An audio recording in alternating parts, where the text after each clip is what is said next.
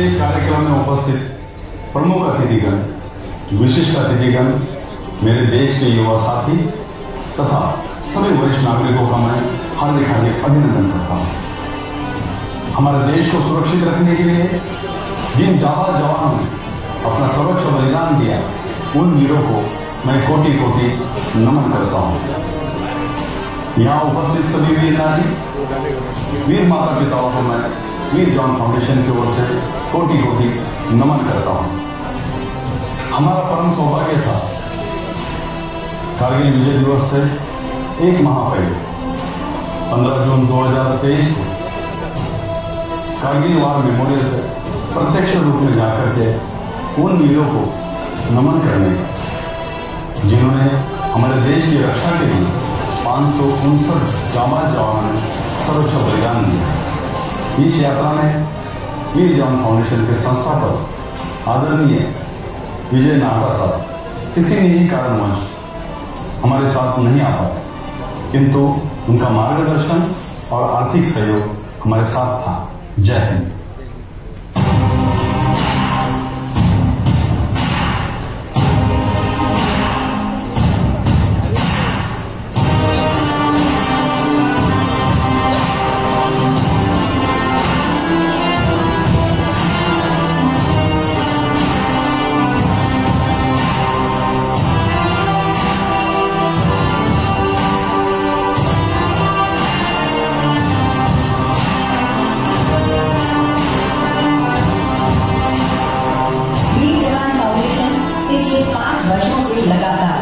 कारगिल विजय दिवस पर वीर नारी एवं वीर माता पिताओं का आर्थिक सहयोग के साथ सम्मान हेतु कार्यक्रम करता आ रहा है।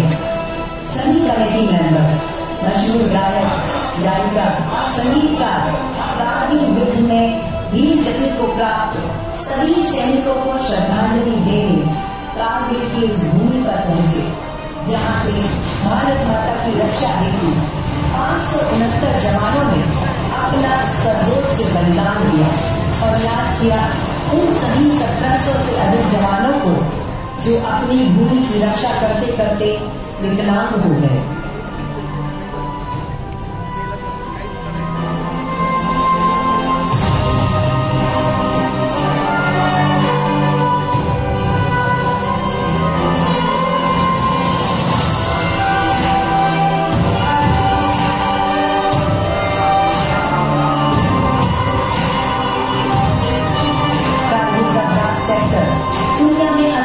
ठंडे क्षेत्रों में अंकित है। यहाँ दिन में -7 डिग्री तथा रात्रि में -70 डिग्री तक तापमान पहुँच जाता है और सरहद पर रक्षा करने के लिए हमारी सेना के जवान हमेशा मोर्चे पर तैनात रहते हैं, ताकि फिर से कोई दुश्मन माँ भारती की ओर गलत निगाह न डाल सके।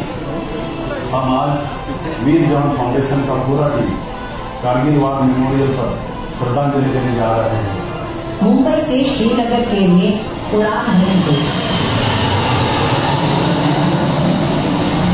श्रीनगर से कारगिल तक का सुंदर तथा लंबा सफर तय किया गया और जैसे ही कारगिल की भूमि पर पहुंचे, कर्नल साहब और उनकी टीम के द्वारा वीर जवान फाउंडेशन का पूरे उत्साह के साथ स्वागत किया गया।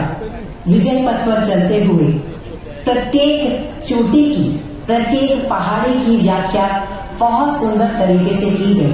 किस तरह से कारगिल युद्ध में हमारे सैनिकों ने उन सभी दुश्मनों से लोहा लिया और किस तरह से विजय प्राप्त की गई, ये सभी जानकारियाँ दी गई। कभी न झुकेगा तिरंगा के प्यारा, माँ तेरी माटी की कसम कसम रे, माँ तेरी माटी की कसम, तुझी पे निशान है सब कुछ हमारा, माँ तेरी माटी की कसम कसम रे, माँ तेरी माटी की कसम। वीर गति को प्राप्त हुए 569 सैनिकों के प्रत्येक नाम को अंकित किए गए पटल को दिखाया गया। उनकी याद में वार मेमोरियल की स्थापना की गई है। उस स्थान पर वीर जवान फाउंडेशन के सभी सदस्यों ने पूरे समर्पण और निष्ठा के साथ श्रद्धांजलि अर्पित की।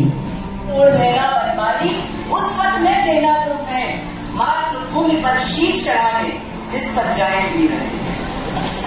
भारत के वीरों को प्रणाम, हर नव की सेनाओं को प्रणाम, और सभी वीरों की आत्मा को अधिक शांति मिले, इसी भारत में जन्म ले और फिर से हमारे भारत माता की रक्षा के लिए तत्पर हो सकेगा।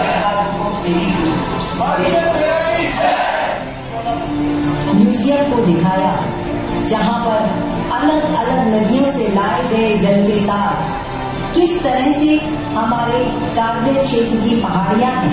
भारत देश के प्रत्येक वासी के हृदय में एक प्रश्न सदा ही उठता है कि अगर भारत के जवान कारगिल की उन चोटियों पर विराजमान है तो दुश्मन हमारे देश पर आक्रमण कैसे कर सकता है।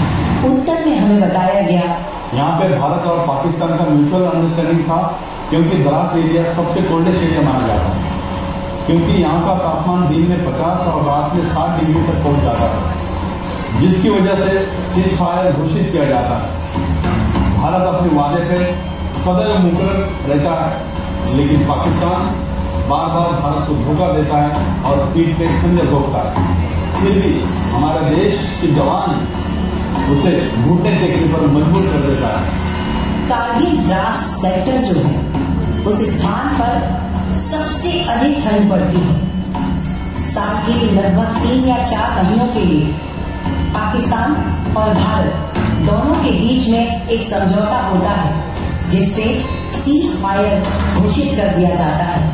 पाकिस्तान अपने बेस कैंप में रहता है और भारतीय सेना अपने बेस कैंप में, और इसी समय भारत अपने वचन को निभाते हुए अपने बेस कैंप में बैठा हुआ था, परंतु पाकिस्तान ने हमेशा की तरह चाल चली और हमारे छोड़े हुए बंकरों में आकर कब्जा कर लिया। और जैसे ही भारतीय सेना को इस बारे में जानकारी मिली, भारतीय सेना ने उन्हें खदेड़ने के लिए जवाबी कार्यवाही कर दी, जिसके तहत कारगिल युद्ध हुआ, और यह युद्ध बहुत घमासान था।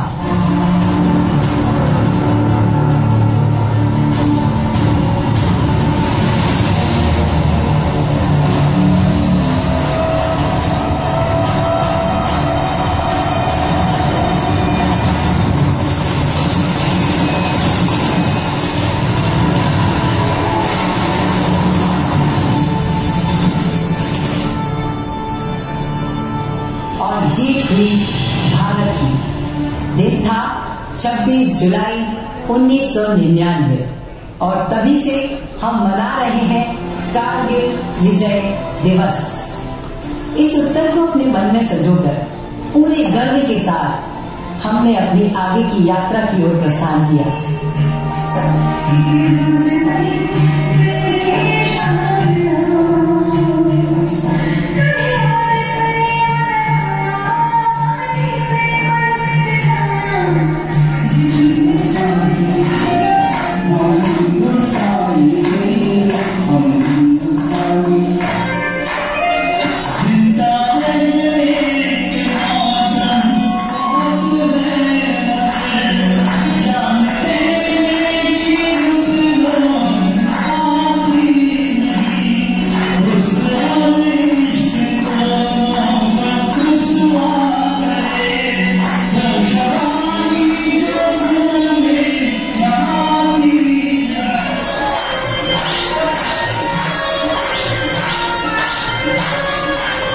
यह यात्रा थी देशभक्ति से भरे गीतों के साथ हमारी सेना के मनोरंजन की, और प्रस्तुत किया गया वीर जवान फाउंडेशन के साथ आए हुए गायक गायिकाओं के द्वारा कारगिल सेक्टर में संपूर्ण बलिदान देने वाले 2 शहीद सैनिकों की वीर नारियों का आर्थिक सहयोग के साथ सम्मान भी किया गया। वीर जवान फाउंडेशन के सभी सदस्यों को एक अविस्मरणीय अनुभव के साथ इस यात्रा को संपन्न करने का अवसर मिला। सभी सदस्य वीर जवान फाउंडेशन को बहुत बहुत धन्यवाद ज्ञापित करते हैं।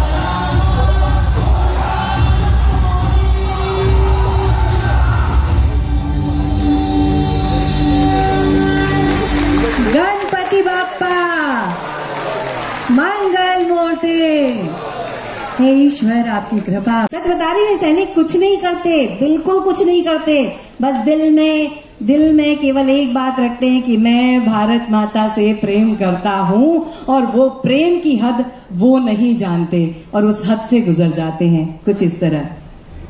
जी, पहला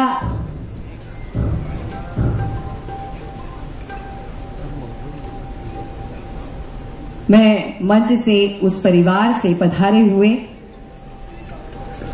राजापुर जिला रत्नागिरी से पधारे हुए उनके वीर पिता श्री कृष्ण पाटिल जी को भी मंच पर आमंत्रित करना चाहती हूं। देखते हैं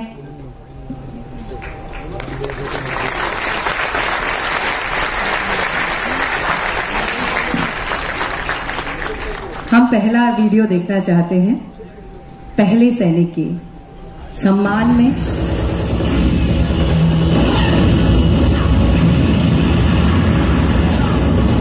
शहीदों के चिताओं पर लगेंगे हर वर्ष में वतन पर मिटने वालों का बाकी ये निशान।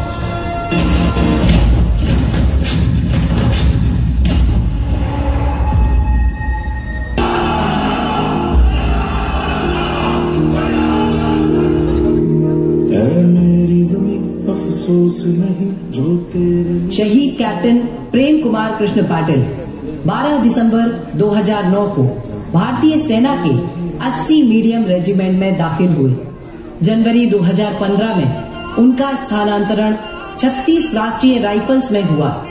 7 अगस्त 2015 को उन्हें एक जासूस के द्वारा सूचना मिली कि गुरेज सेक्टर में LOC पार कर 10 आतंकवादी घुसपैठ करने वाले हैं। सूचना मिलते ही कैप्टन प्रेम कुमार कृष्ण पाटिल अपनी टुकड़ी के साथ उस स्थान पर पहुंचे और गश्त लगाकर दुश्मन का इंतजार करने लगे।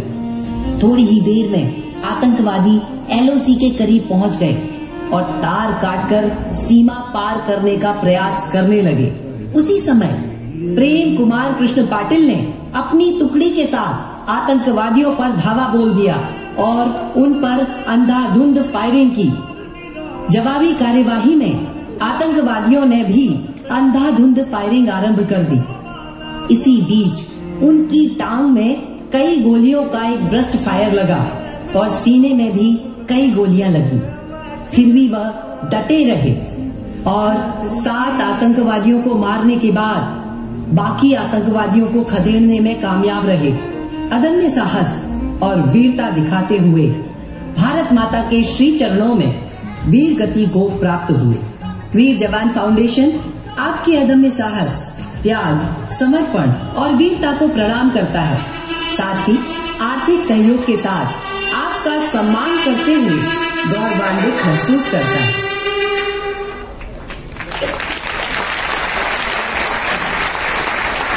मैं चाहती हूँ इस पल की अनुमोदना में तालियां रुके नहीं, लगातार बजती रहें, जिससे कई सारी गोलियां अपने ब्रस्ट फायर अपने शरीर पर खा लिए और उसके बाद भी वह आतंकवादियों को मारता रहा। शायद इतना कोई और कर ही नहीं सकता। ये एक वीर की निशानी है, ये एक अतिवीर की निशानी है। उस अतिवीर को हम प्रणाम करते हैं और उसके पिता के दिल के उस जज्बे को प्रणाम करते हैं। एक बार साथ में बोल दीजिए, पिताजी हम हैं। बोलिए मेरे साथ, पिताजी हम हैं। हम हैं सर, हम हैं आपके साथ। आपके उस बेटे के रूप में ना सही, एक बेटी के रूप में, छोटे बालक के रूप में सदा आपके साथ हैं। आप हैं ना? आप हैं ना? आप हैं ना? तो एक बार बोल दीजिए, हम हैं, हम हैं, हम हैं। बस इसी हम है की भावना को अपने मन में रखिएगा, क्योंकि हमें होना है। कई बार ट्रेन में चलते समय सैनिक बाथरूम के पास सो रहा होता है और आप अपनी बर्थ पर सो रहे होते हैं। ख्याल रखिएगा, उस समय भी कहना है हम हैं। एक बार जोरदार तालियां इस वीर पिता के लिए, जिसने दिल पर पत्थर रखकर अपने बालक को भेज दिया सरहद की उन वादियों में। बहुत धन्यवाद सर, बहुत आभार सर। मैं हमारे वीडियो पर जो बैठे हैं भाई उनसे अनुरोध करती हूं कि हमारे दूसरे सैनिक शहीद हवलदार पांडुरंग आनंदा काकफड़े जी का वीडियो हम चलाएं।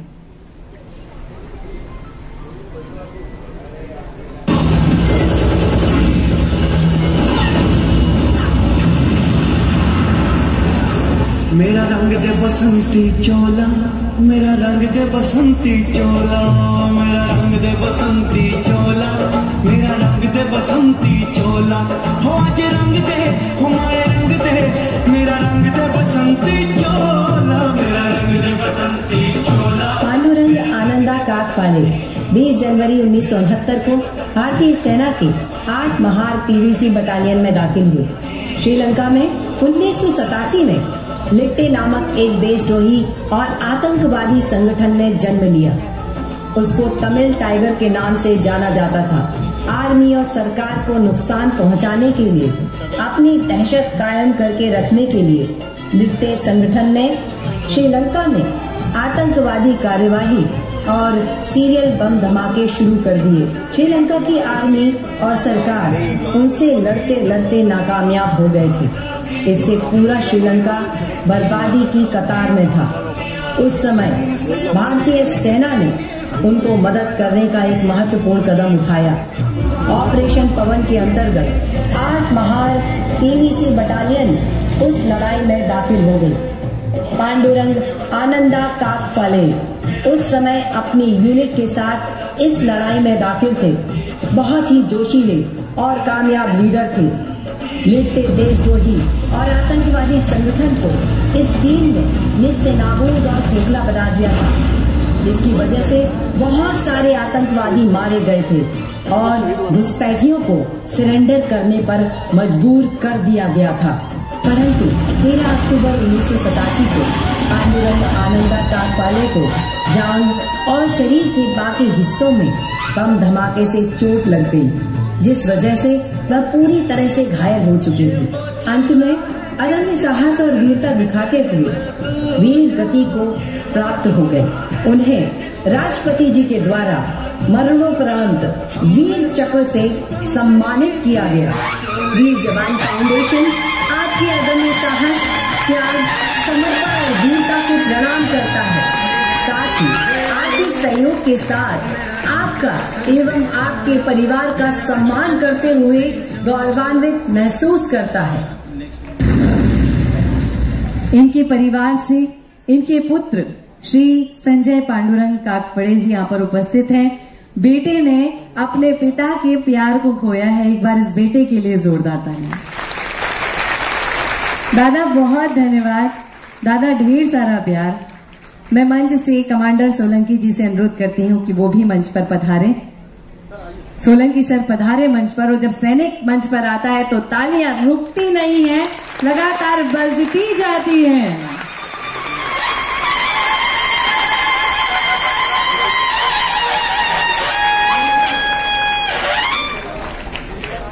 मैं हवलदार मामूनकर जी से अनुरोध करती हूँ श्री भाऊराव तुलसीराम गवई जी को मंच पर लेकर आए। ये वीर पिता हैं हमारे अगले सैनिक के। और मैं अनुरोध करती हूँ हमारे वीडियो चलाने वाले भाई से शहीद सिपाही कैलाश भाऊराव गवई जी का वीडियो चलाया जाए पूरे गर्व के साथ।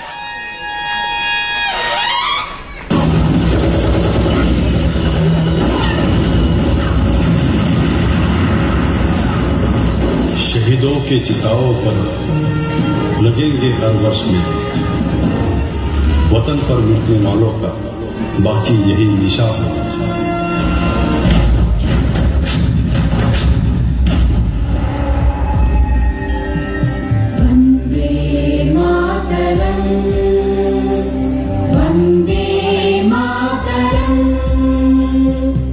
सिपाही कैलाश भाऊराव गवई 4 जनवरी 2001 को भारतीय सेना के 8 महार पीवीसी बटालियन में दाखिल हुए। जम्मू कश्मीर में आतंकवादियों का काल कहे जाने वाली प्रथम राष्ट्रीय राइफल बटालियन में उनका स्थानांतर हुआ।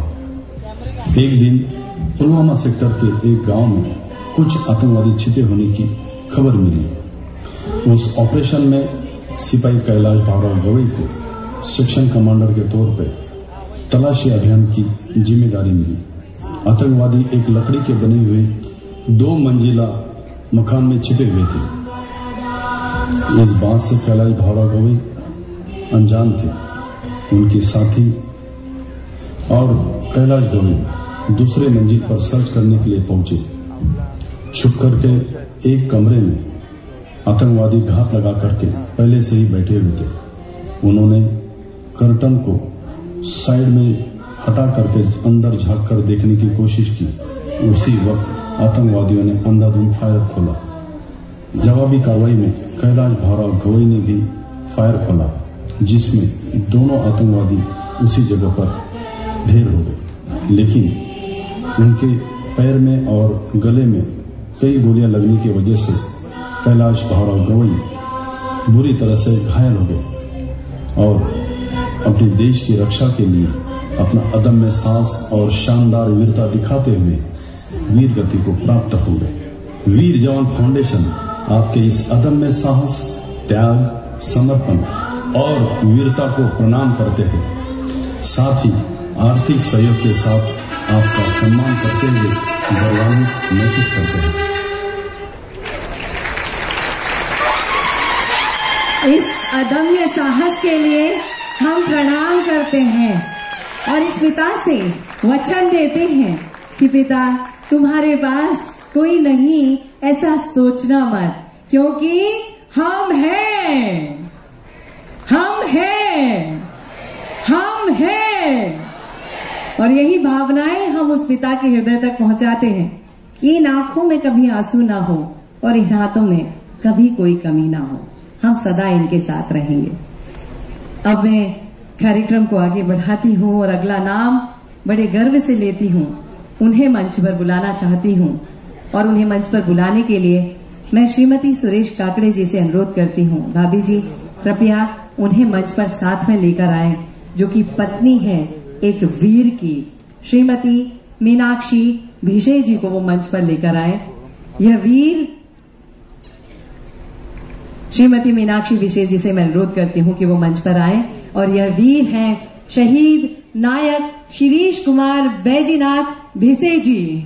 हम उनका वीडियो आपको दिखाते हैं कि किस तरह से उन्होंने अपनी वीरता का परिचय दिया, हम तक पहुंचाया।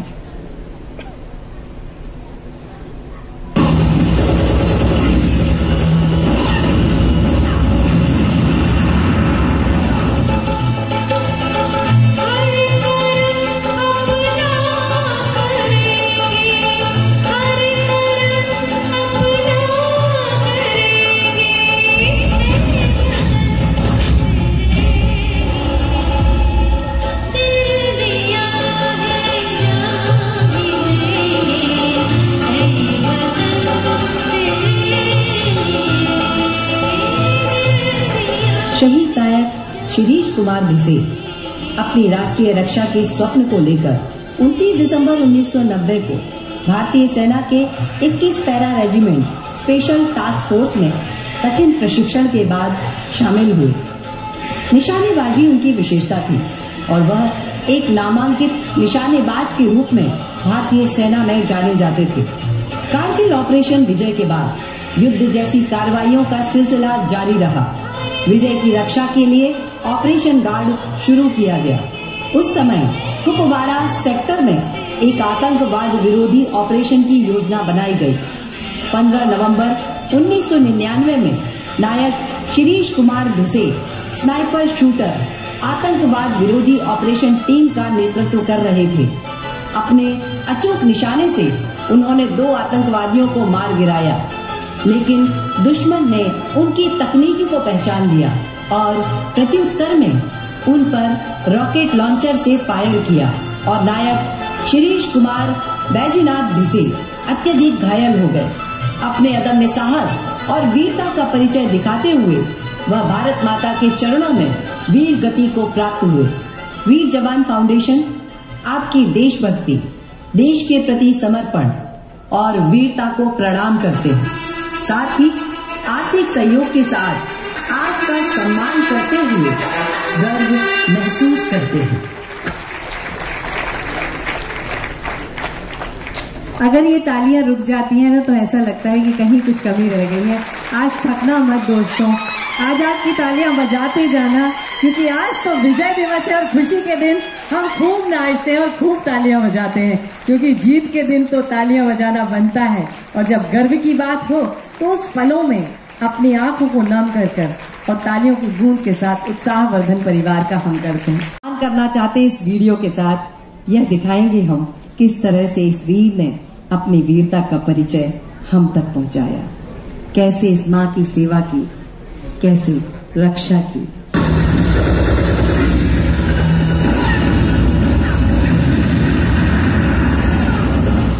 जिंदा रहने के मौसम बहुत है, मगर जान देने की रुत रोज आती नहीं। हुस्न और इश्क दोनों को रुसवा करे, वो जवानी जो खून में नहाती नहीं। आज धरती बनी है दुल्हन साथियों, अब तुम्हारा। नायक नारायण मारुति साळुंखे 10 मई 1985 में भारतीय सेना के 6 मराठा लाइट बटालियन में दाखिल हुए। 10 मई 1999 को उन्हें भारतीय सेना की उरी सेक्टर में एक जानी मानी फॉरवर्ड पोस्ट, जो उनके साथ 10 जवान सहित एलओसी के बहुत ही नजदीक थी, उसको संभालने की जिम्मेदारी दी गई। रात में घुप अंधेरा था और नारायण मारुति साळुंखे अपने जवानों के साथ पोस्ट पर गश्त कर रहे थे। रात्रि के अंधकार का फायदा उठाने का विचार मन में रखकर घुसपैठ करने की कोशिश की गई। इस बात की खबर श्री नारायण साळुंखे जी को लग चुकी थी। उन्होंने आतंकवादियों को एलओसी के नजदीक आने दिया ताकि वे फायर रेंज में आ सके, और जैसे ही आतंकवादी फायर रेंज में आए, श्री नारायण साळुंखे ने अपनी टुकड़ी के साथ धावा बोल दिया। जवाबी कार्यवाही में आतंकवादियों ने भी अंधाधुंध फायरिंग की। गोलियों का ब्रस्ट फायर श्री नारायण साळुंखे जी के शरीर में लगा और वह घायल हो गए।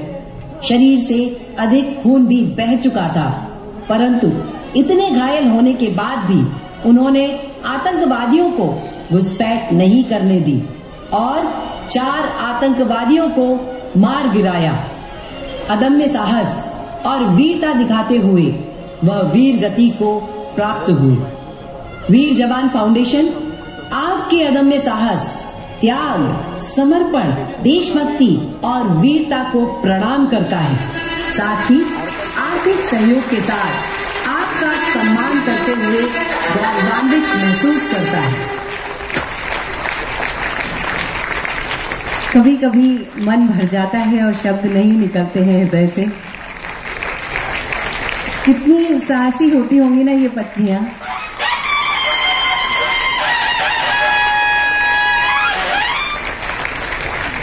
बहुत बहुत बहुत धन्यवाद भाभी, आपने हमें जो दिया है शायद भाई ने भी नहीं दिया, क्योंकि भाई तो जीवन देके चला गया। आप उस जीवन के साथ आज भी लड़ रही हैं, अड़ रही हैं।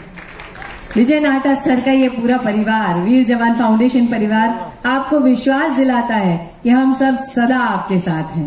हम सब आपके साथ हैं और सदा रहेंगे। एक बार कह दीजिए, हम हैं। क्या बात है, ये बात कहते रहिए। अगली वीर सम्मान के लिए मैं मंच से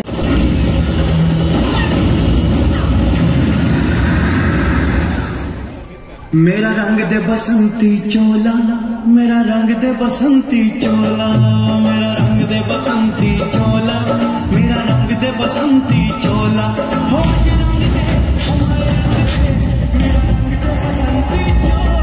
मेरा रंग दे बसंती चोला, मेरा रंग दे बसंती चोला, मेरा रंग दे बसंती चोला, मेरा रंग दे बसंती चोला, माए रंग दे बसंती। नायक राजेंद्र नारायण तुबारे 2003 में भारतीय सेना के 22 मराठा लाइट बटालियन में दाखिल हुए। 6 नवंबर 2016 को उन्हें भारतीय सेना के 27 राष्ट्रीय राइफल्स में पुंछ क्षेत्र में नियुक्त किया गया। यह क्षेत्र आतंकवादियों का गढ़ माना जाता है। ऐसे एरिया के एरिया डोमिनेशन पार्टी कमांडर का पदभार संभालने की महत्वपूर्ण जिम्मेदारी उन्हें दी गई और वह अपनी इस जिम्मेदारी को बखूबी निभा रहे थे। सुबह 5 बजे का समय था। पाकिस्तानी सेना ने भारी गोलाबारी और साथ ही मोर्टार गन के साथ बम का फायर भी शुरू कर दिया, जिसके लिए नायक राजेंद्र नारायण तुपारे और उनके साथी जवानों ने दुश्मन की इस बेशर्म हरकत का मुंह तोड़ जवाब दिया और उन्हें इसमें सफलता भी मिली। परंतु एक पल ऐसा आया जब उनके बंकर के पास दुश्मन द्वारा फायर किया हुआ एक मोर्टार गन फट गया। राजेंद्र जी सहित कई अन्य जवान घायल हो गए। ऐसे समय में अदम्य साहस और वीरता दिखाते हुए अपनी भारत माता के लिए वह वीर गति को प्राप्त हो गए। वीर जवान फाउंडेशन आपकी इस वीरता के लिए प्रणाम करता है, आपके अदम्य साहस, त्याग और समर्पण की सराहना करता है। साथ ही आर्थिक सहयोग के साथ आपके परिवार का सम्मान करते हुए गौरवान्वित महसूस करता है।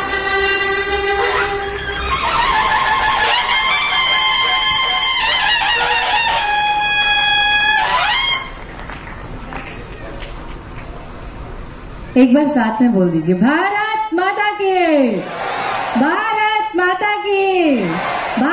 अजय शांताराम ढगले जी की, एक बार अजय जी की। और इस जयकारे के साथ मैं चाहती हूँ उनके जीवन में जो उन्होंने दिया है हमारे लिए, उसका एक क्षण, एक वीडियो हम प्रस्तुत करें।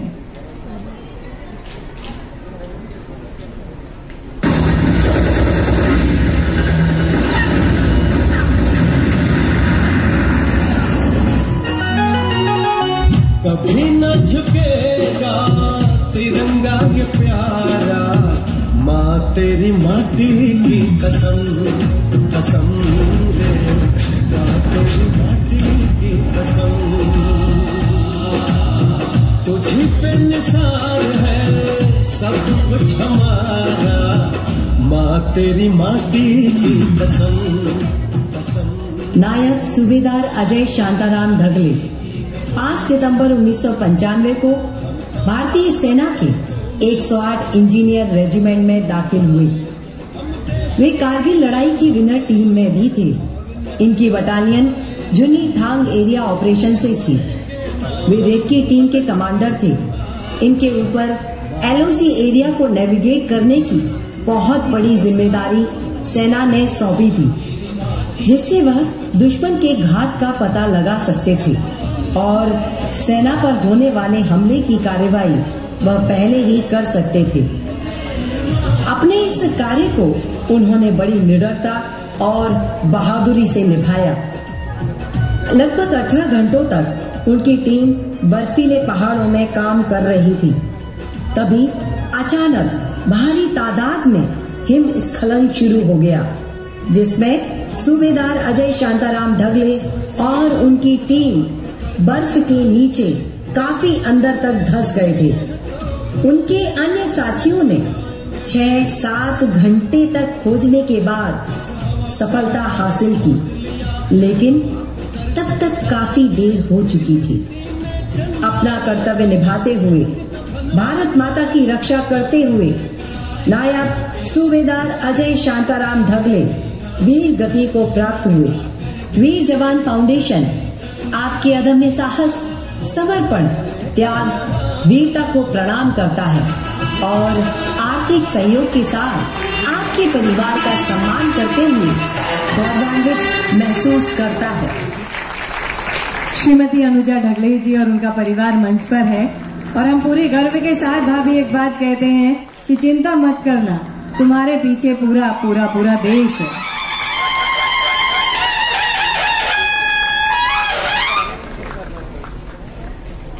आपकी तालियां रुक जाती हैं तो ऐसा लगता है कि कहीं दिल की धड़कन तो नहीं रुकने लगी, क्योंकि आज के दिन दिल की धड़कन और तालियां दोनों एक